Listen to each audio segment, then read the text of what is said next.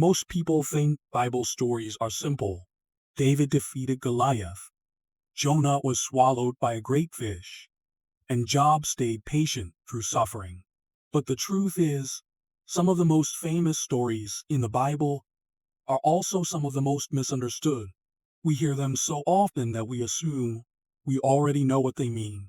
But when we slow down and look again, we begin to see something deeper. These stories are not just about ancient people from a distant past. They speak directly to fear, faith, mercy, pain, and the way we see God in our own lives. Let's begin with David and Goliath. Many people reduce this story to one simple message. If you believe in yourself, you can defeat any giant in your life. That sounds inspiring, but that is not really the heart of the story. David was not simply a brave young man with strong self-esteem. What made David different was not that he believed in himself more than everyone else. It was that he saw the situation differently. While everyone around him was focused on the size of Goliath, David was focused on the authority of God. Everyone else saw an impossible enemy. David saw a challenge that had dared to stand against the living God. That changes everything. David's courage did not come from ego. It came from memory. He remembered how God had carried him before. He remembered the times he had already been protected. So when he stepped onto that battlefield, he was not trying to prove how strong he was. He was stepping forward with the confidence that the battle ultimately did not belong to him. And maybe that is why this story still matters today. Because we also face giants. Not always physical enemies, but fear, shame, uncertainty, rejection, anxiety, and pressure. And like the soldiers in the story, we often spend so much time measuring the size of the problem that we forget to look at the presence of God. David's story reminds us that faith is not pretending the giant is small. Faith is remembering that God is greater. Now let's talk about Jonah. Most people think Jonah is simply a story about disobedience. A prophet runs away from God, gets swallowed by a fish, and then learns to obey. But that is only the surface of the story. Jonah is not just about running from God's instructions. It is also about resisting God's mercy. Jonah did not want to go to Nineveh because Nineveh was not just any city. It was an enemy city. It represented people Jonah did not want God to forgive.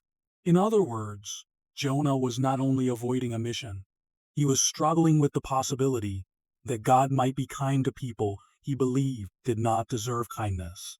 That is what makes the story uncomfortable, because many of us love the idea of grace until grace reaches someone we have already judged. We say God is loving, God is merciful, God forgives. But when that mercy moves toward the people we dislike, fear, or consider unworthy, something inside us resists. Jonah's storm was not only happening on the sea. The real storm was happening inside his heart. And that is why this story is still so powerful. It forces us to ask an honest question. Do we only love mercy when it benefits us? Or are we willing to accept that God's compassion is bigger than our prejudice? Jonah teaches us that God is not limited by our personal boundaries, our assumptions, or our bitterness. His mercy reaches farther than we expect. And sometimes that is exactly what unsettles us.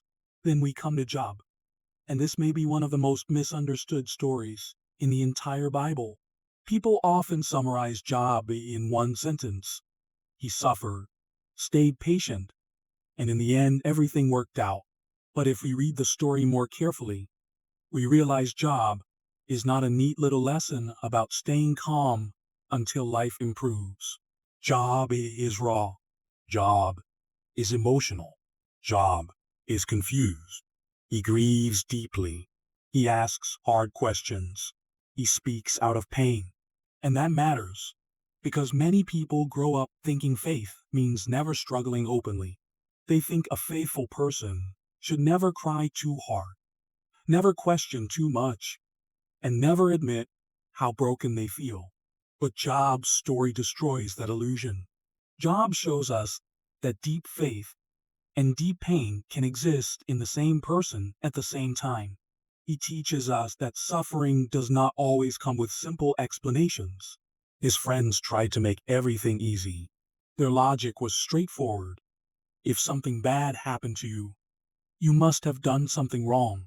But the book of Job refuses that shallow formula. It tells us that not every hardship is a punishment. Not every delay is rejection. Not every painful season means God has abandoned you. Sometimes the most honest faith is not the faith that has all the answers. Sometimes it is the faith that keeps speaking to God even when the answers do not come. And that may be the deepest lesson in the story of Job. God does not always explain everything. He does not always give us the reason behind every wound, every silence, or every loss. But even when complete explanations are missing, His presence is not. That does not erase the pain, but it changes the loneliness of it. And for many people, that truth is more healing than a simple answer. If you are in a difficult season right now, if you are carrying grief, confusion, or exhaustion, Job reminds you that your questions do not automatically mean your faith is weak. Sometimes your questions are the very place where your faith is still fighting to breathe. So when we look again at these three stories, we see much more than the surface. David is not just about bravery, he is about perspective. Jonah is not just about disobedience, he is about mercy.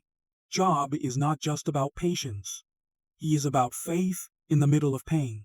And maybe that is why Bible stories remain so powerful.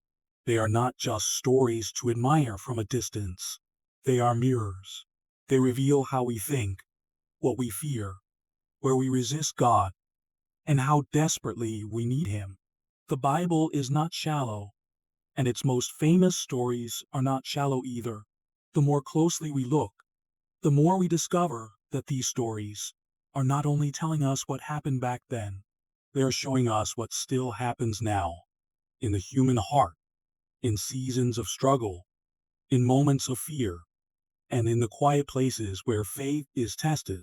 And maybe the real question is not whether we have heard these stories before. Maybe the real question is whether we have truly listened.